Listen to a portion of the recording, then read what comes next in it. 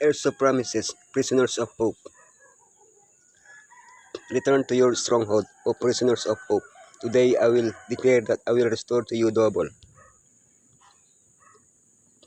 The 12 tribes of Israel, Aser, Naphtali, Zebulun, Issachar, Manasseh, Dan, Ephraim, Gad, Benjamin, Reuben, Judah, Simeon.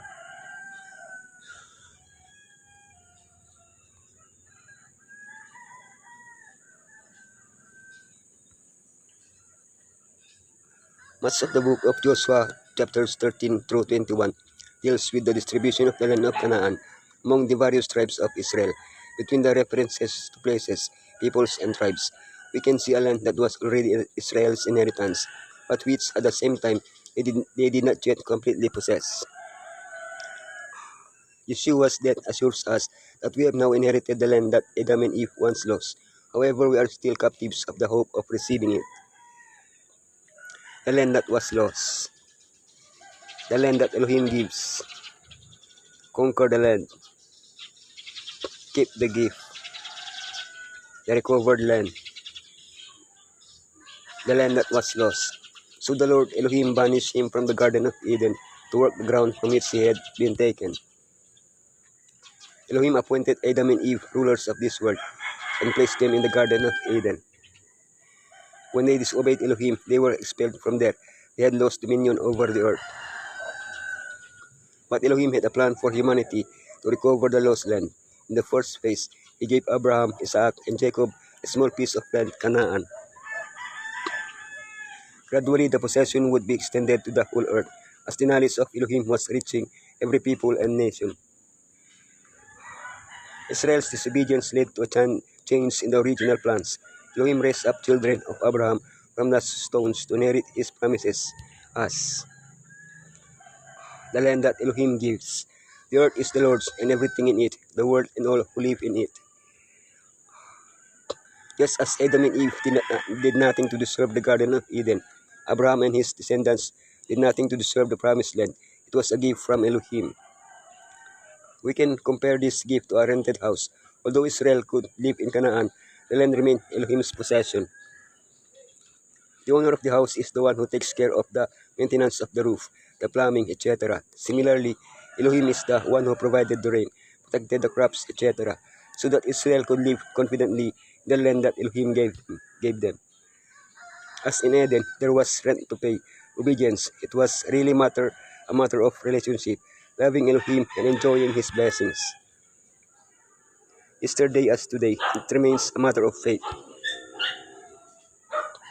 Conquer the land and divide it as an inheritance among the 9 tribes and half of the tribe of Manasseh.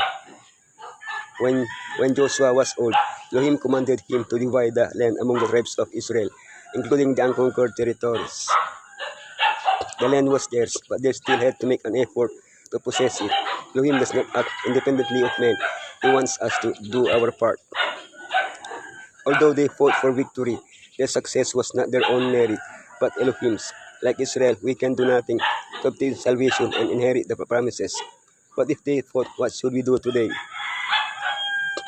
Once saved, Elohim requires 2 things of his heirs, obedience and gratitude.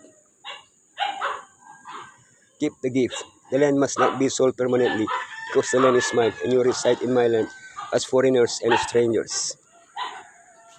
Once the inheritance was received, there were special rules governing the use of the land, the sabbatical year and the jubilee.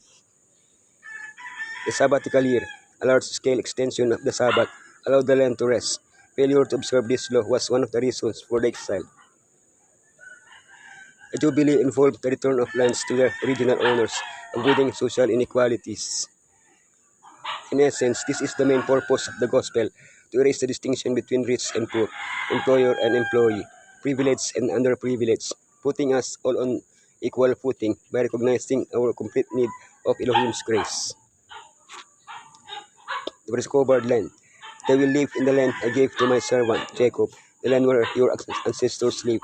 They and their children and their children's children will live there forever, and David my servant will be their prince forever. Because of their disobedience, Israel was uprooted from their land and cast into Babylon, but Elohim did not abandon them. Because of their disobedience, Israel was uprooted from their land and cast into Babylon, but Elohim did not abandon them. He promised to bring them back, give them the land forever, and set David as king over them. But Israel did not possess the land forever, and David had been dead for a long time. What then does this prophecy mean? Here Yeshua is proclaimed the true king who reigns eternally, he who through his blood assures us of an eternal inheritance. He is the fulfillment of all the promises. In him we receive blessings now and in the future, if the promised inheritance. Soon our feet will set foot in the promised land. Through disobedience to Elohim, Adam and Eve had lost Eden, and because of sin, the whole earth was cursed. But if Elohim's people followed his instruction, their land would be restored to fertility and beauty. Elohim himself gave them directions in regard to the culture of the soil, and they were to cooperate with him in its restoration. Thus the whole land under Elohim's control would become an object lesson of spiritual truth.